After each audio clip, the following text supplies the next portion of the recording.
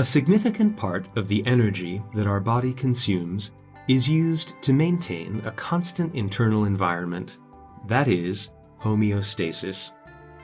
Our metabolism also produces harmful and excess substances which need to be eliminated to maintain homeostasis. This process is called excretion.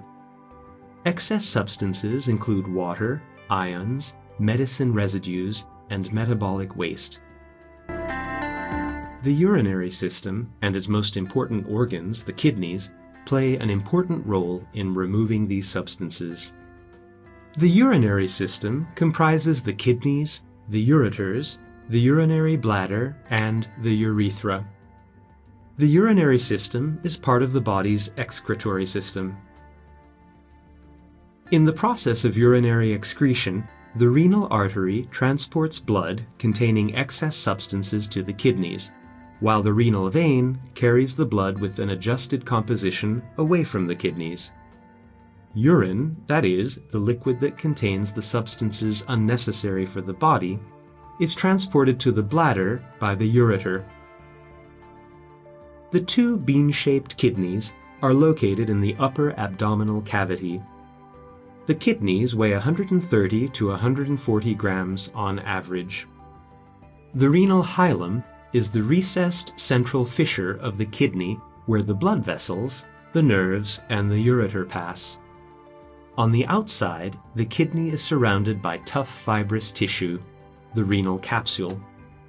The substance of the kidney consists of the renal cortex and the renal medulla. The renal medulla is composed of the renal pyramids, each of which is surrounded by the cortex. The renal pelvis, where urine produced in the renal pyramids is collected, is a flattened, funnel-like structure located at the renal hilum. This is where the ureter originates. The structural and functional units of the kidney are the nephrons. Each kidney contains about 1.2 million of them. The three main functions of the nephrons are filtration, reabsorption, and The initial part of the nephron is the renal corpuscle, embedded in the renal cortex.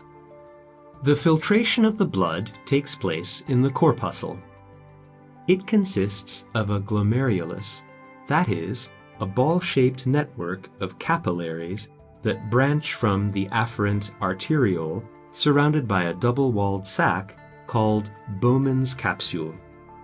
The filtration of the blood takes place due to the large surface area of the capillaries and the high pressure in them.